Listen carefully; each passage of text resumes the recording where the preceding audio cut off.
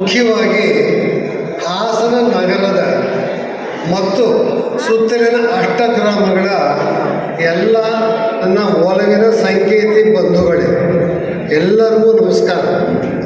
ಸದ್ಯದಲ್ಲೇ ಬರ್ತಾ ಇದೆ, ಈಗಲೇ ಹೇಳಿಬಿಡ್ತಾ ಇದ್ದೀನಿ. ಸಂಕ್ರಾಂತಿ ಹಬ್ಬದ ಹಾರ್ದಿಕ ಶುಭಾಶಯಗಳು ಮುಖಂಡವಾಗಿ ನಿಮಗೆಲ್ಲ. ಇದು 42ನೇ ವರ್ಷದ ಕುಶಲಮೇಳ ಸಮಿತಿ. ಅಂದರೆ ಈ ಕುಶಲಮೇಳ ಸ್ಥಾಪನೆಯಾಗಿ 42 ವರ್ಷ ಅಂದರೆ 1974 ಆಗುತ್ತೇನೋ, 74ರಲ್ಲಿ ಸ್ಥಾಪನೆ ಆಗಿರಬೇಕು ಅಂತ ಅಂದ್ಕೊಳ್ತೀನಿ. ಕುಶಲಮೇಳ ಅಂದ್ರೇನು? ನಾನು ಕುಶಲವಾಗಿದ್ದೀನಿ, ನೀನು ಕುಶಲವಾಗಿದ್ದೀಯಾ, ನಾವೆಲ್ಲ ಒಟ್ಟಿಗೆ ಒಂದು ಕಡೆ ಕಲಿಯೋಣ, ಒಂದು ಕಡೆ ನಾವೆಲ್ಲ ನಮ್ಮ ಪರಸ್ಪರವಾಗಿ ಒಂದೊಳ್ಳೆಯ ಶುಭಾಶಯಗಳನ್ನು ಹಂಚಿಕೊಳ್ಳೋಣ ಅನ್ನುವಂತಹ ಮೇಳ, ಅಂದರೆ ಜಾತ್ರೆ ಅಂತ ಇಟ್ಕೊಳ್ಳಿ. ಇದೊಂಥರ ಜಾತ್ರೆಯೇ. ಜಾತ್ರೆಯಲ್ಲಿ ಮಾರವಾಗಿ ಬೆಂಡು ಬತ್ತಾಸು ಕಲ್ಯಾಣಪುರಿ ಮಾಡ್ತಾ ಕೆಳಗಡೆನೇನೋ ಒಂದಷ್ಟು ಮಾರ್ತಾನೂ ಇದ್ದಾರೆ. ಹಾಗಾಗಿ ನಾವಿಲ್ಲಿ 42ನೇ ಬಾರಿಗೆ ನಾವಿಲ್ಲಿ ಕಲಿತಾ ಇದ್ದೀವಿ. ತುಂಬ ಸಂತೋಷದ ವಿಷಯ. ನಾನು ಈ ವಿಷಯದಲ್ಲಿ ಜಾಸ್ತಿ ಮಾತಾಡೋದು ಅಂತ ಇಷ್ಟಪಡೋಲ್ಲ, ಯಾಕಂದರೆ ಕೆಲವರಿಗೆ ಬೋರು ಕೂಡ ಆಗ್ಬೋದು. ನಾವು ಇದೇ ರೀತಿ ಮುಖ್ಯವಾಗಿ ಇದೇ 25ನೇ ತಾರೀಕು ಗುರುವಾರ ದಿವಸ ಮತ್ತೊಮ್ಮೆ ಕಲಿ ಓರಿದ್ದೀವಿ. ಅವತ್ತು ಏನು ಅಂತಂದರೆ ನಮ್ಮ ಕೌಶಿಕ ಸಂಕೇತಿ ಸಂಘದ 63ನೇ ವಾರ್ಷಿಕ ವರದಿಯನ್ನು ಮಂಡಿಸುವಂತಹ ದಿನ. ಇದೇ ವೇದಿಕೆಯಲ್ಲಿರ್ತೀವಿ. ಆದ್ದರಿಂದ ಇನ್ನೂ ಹೆಚ್ಚಿನ ಜನಸಂಖ್ಯೆಯಲ್ಲಿ ತಾವುಗಳೆಲ್ಲ ದಯಮಾಡಿಸ್ಬೇಕು ಅಂತ ನನ್ನ ಒಂದು ಮನವಿ. ನಾವು ನಿಮ್ಮ ಹತ್ರ ಬರ್ತೇವೆ. ಒಂದು ನಿಮಿಷ ನನ್ನ ಮಾತು ನಿಮ್ಗೆ ಯಾರು ಕೇಳ್ತಾ ಇಲ್ಲ ಅಂತ ಅನ್ಸುತ್ತೆ. ಪ್ಲೀಸ್ ದಯವಿಟ್ಟು ನಾವು ನಿಮ್ಮ ಹತ್ರ ಕೈ ಜೋಡಿಸಿ ಬರ್ತೀವಿ. ಸಂಘ ನಡೆಸ್ತಾ ಇದ್ದೀವಿ, ದೇಣಿಗೆ ಕೊಡಿ.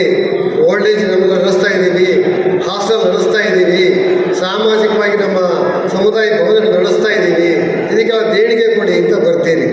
ನೀವು ಎಷ್ಟು ತಮಗಾದಷ್ಟು ತಮ್ಮ ಚೈತನ್ಯ ಇರುವಷ್ಟು ಕೊಡ್ತೀರಾ. ಅಷ್ಟು ಸಾಲದು ಅದು ಸದುಪಯೋಗವಾಗ್ತಾ ಇದೆಯಾ, ಕೊಟ್ಟ ಉದ್ದೇಶಕ್ಕೆ ಸರಿಯಾಗಿ ಉಪಯೋಗ ಆಗ್ತಾ ಇದೆಯಾ ಅಂತ ಚೆಕ್ ಮಾಡ್ಕೊಳ್ಳೋದು ನಿಮ್ಮ ಕರ್ತವ್ಯ, ಹೌದಲ್ವಾ?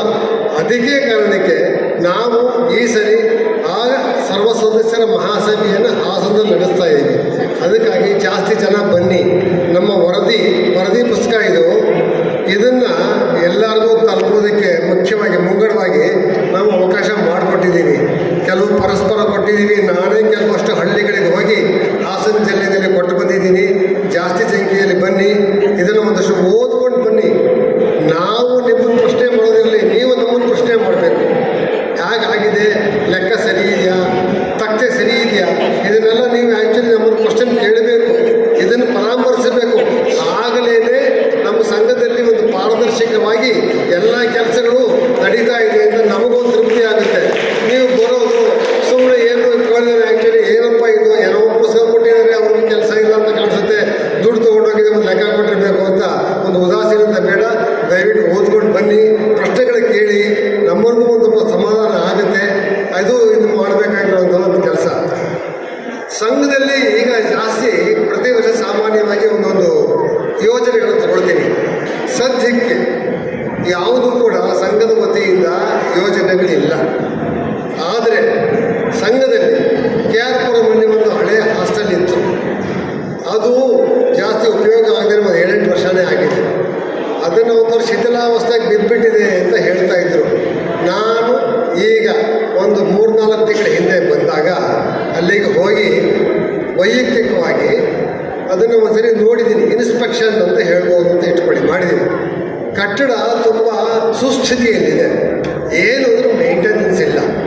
ಅದಕ್ಕೆ ಕೆಲವರೆಲ್ಲ ತುಂಬ ಅದನ್ನು ಸೇಲ್ ಮಾಡಿಬಿಡ್ಬೇಕು, ಜನ ಇದ್ದಾರೆ ಅಂತ ಅಂದ್ಕೊಂಡು ಎಲ್ಲ ತುಂಬಾ ಮಾತಾಡ್ತಾ ಇದ್ರು. ನನಗೆ ಅನ್ನಿಸ್ತು, ಇದನ್ನು ಯಾವುದೇ ಕಾರಣಕ್ಕೂ ಇಷ್ಟು ಒಳ್ಳೆಯ ಜಾಗದಲ್ಲಿ ಇರುವಂಥ ಆಸ್ತಿಯನ್ನು ನಾವು ಕಳೀಬಾರ್ದು ಅಂತ ಒಂದೇ ಒಂದು ಉದ್ದೇಶದಿಂದ ಅದನ್ನು ನಾವು ಕೈ ಬಿಟ್ಟಿದ್ದೀವಿ. ಅದನ್ನು ಅಂದರೆ ನಾವು ಆ್ಯಕ್ಚುಲಿ ಸೇಲ್ ಮಾಡ್ತಾ ಇದ್ದೀವಿ. ಅದನ್ನು ಏನು ಮಾಡಬೇಕು, ಒಂದು ಸದುಪಯೋಗ ಪಡ್ಕೋಬೇಕು. ಅದು ಸ್ವಲ್ಪ ದುರಸ್ತಿ ಮಾಡಬೇಕು. ಯಾವುದಾದ್ರೂ ರೀತಿಯಲ್ಲಿ ಸಂಘಕ್ಕೆ ಸ್ವಲ್ಪ ದುಡ್ಡು ಬರುತ್ತೆ ಅನ್ನೋ ಹಾಗೆ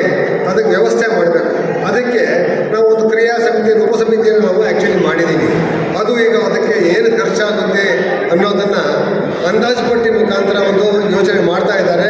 ಅದಕ್ಕೆ ನಮ್ಮ ಊರಿನ ರವಿ, ಹಾಗೆ ನಮ್ಮ ಜಯರಾಮ್ ಅವರು, ನಮ್ಮ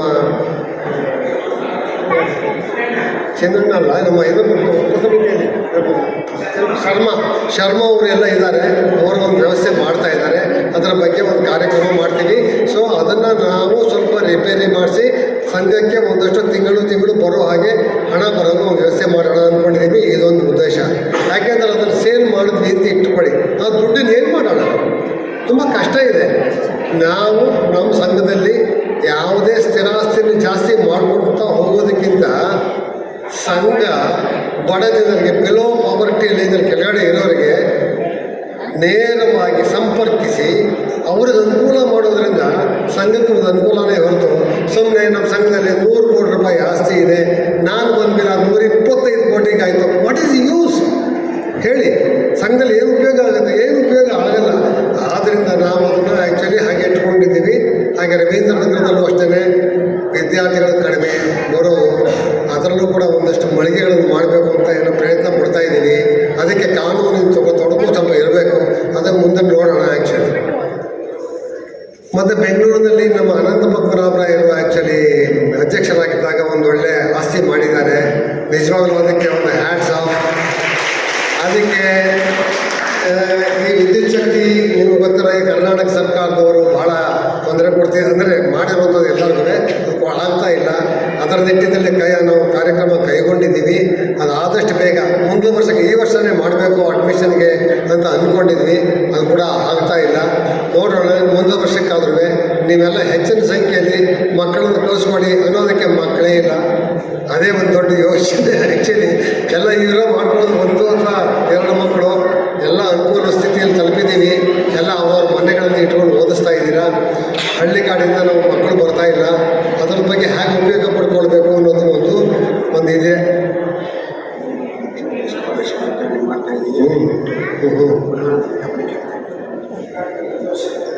ಹಾಗೆಯೇ ಸಂಘದಲ್ಲಿ ಬೇಕಾದಷ್ಟು ಯೋಜನೆಗಳಿದೆ, ಅದನ್ನು ಇದರಲ್ಲಿ ಹಾಕಿದ್ದೀವಿ. ದಯವಿಟ್ಟು ಪರಾಮರ್ಶಿ. ಮುಖ್ಯವಾಗಿ ನಮ್ಮ ಸಂಘ ಸ್ಥಾಪನೆ ಆಗಿದ್ದು 1944 ಜೂನ್ 15ರಲ್ಲಿ ಬಡ ಮಕ್ಕಳಿಗೆ ಸ್ಕಾಲರ್ಶಿಪ್ ಕೊಡಬೇಕು, ಅವ್ರ ಮಕ್ಕಳ ಶಾಲಾ ಪರೀಕ್ಷೆ ಫೀಸ್ ಕಟ್ಟಬೇಕು ಅಂತ. ಆ ನಿಟ್ಟಿನಲ್ಲಿ ನಾವು ಈಗ ಸ್ಕಾಲರ್ಶಿಪ್ ಪರವಾಗಿ 18 ಲಕ್ಷ ರೂಪಾಯಿ ಕೊಡ್ತಾ ಇದ್ದೀವಿ. ಇದೇ ಜನವರಿ 4 ಮೀಟಿಂಗ್ನಲ್ಲಿ ಅಪ್ರೂವ್ ಆದಮೇಲೆ ಜನವರಿ ಅಥವಾ ಫೆಬ್ರವರಿನಲ್ಲಿ ಅದನ್ನು ನಮ್ಮ ಮಕ್ಕಳಿಗೆ ನಾವು ಕೊಡ್ತೀವಿ. ಅದರಲ್ಲಿ ಫಲಾನುಭವಿಗಳು ಸಾಮಾನ್ಯವಾಗಿ 150 ಜನ ಇದ್ದಾರೆ. ಅದನ್ನು ಮುಂದೆ ನಾವು ಸದ್ಯದಲ್ಲೇ ಹೇಳ್ತಾ ಇದ್ದೀವಿ. ನಾನು ಈ ಪತ್ರಿಕೆಯಿಂದ ನೋಡಿದ ಹಾಗೆ ನಿನ್ನೆ ದಿವಸ ಒಂದು ಕುತೂಹಲಕಾರದಂಥ ಒಂದು ಕಾರ್ಯಕ್ರಮ ನಡೆದಿದೆ. ಅದು ಶ್ರೀ ನಾಚಾರಮ್ಮ ಸಂಕೇತಿ ಮಹಿಳಾ ವೃಂದದ ವತಿಯಿಂದ ಕೋಲಾಟ ಹಾಗೂ ಸಂಪ್ರದಾಯ ಗೀತೆಗಳು ಅಂತ. ನಮ್ಮ ಆ್ಯಕ್ಚುಲಿ ಸಂಕೇತಿ ಸೊಬಗಿರುವುದು ಹಳ್ಳಿಗಳಲ್ಲೇ. ಯಾಕೆ ನಾನು ಹಳ್ಳಿನಲ್ಲೇ ಹುಟ್ಟಿದ್ದೀನಿ, ಹಳ್ಳಿನಲ್ಲೇ ಬೆಳೆದಿದ್ದೀನಿ, ಹಳ್ಳಿನಲ್ಲೇ ಇರ್ತಾ ಇದ್ದೀನಿ. ನಮ್ಮೂರು ಗ್ರಾದ ಅಷ್ಟೇ, ಏನು ದೂರದಲ್ಲಿಲ್ಲ. ಈ ಸಂಪ್ರದಾಯ ಗೀತೆ ಮತ್ತು ಕೋಲಾಟ ನನಗೆ ಬರಬೇಕು ಅಂತ ತುಂಬ ಇಷ್ಟ ಇತ್ತು. ಯಾರಾದರೂ ದಯವಿಟ್ಟು ರೆಕಾರ್ಡ್ ಮಾಡಿದರೆ ಸಾಮಾಜಿಕ ತಾಣದಲ್ಲಿ ಹಂಚ್ಕೊಳ್ಳಿ. ತುಂಬ ಚೆನ್ನಾಗಿರುತ್ತೆ ನೋಡೋದಕ್ಕೆ. ನಮ್ಮ ಹಳ್ಳಿ ಸೊಬಗನ್ನು ಬಿಟ್ಟರೆ ಇನ್ಯಾವುದೂ ಇರೋದಿಲ್ಲ. ಆದ್ದರಿಂದ ತಮ್ಮನ್ನು ಕೇಳ್ಕೊಳ್ತಾ ಇದ್ದೀನಿ, ಯಾರಾದರೂ ದಯವಿಟ್ಟು ರೆಕಾರ್ಡ್ ಮಾಡಿದರೆ ಖಂಡಿತವಾಗೂ ನನ್ನ ಜೊತೆ ಹಂಚ್ಕೊಳ್ಳಿ.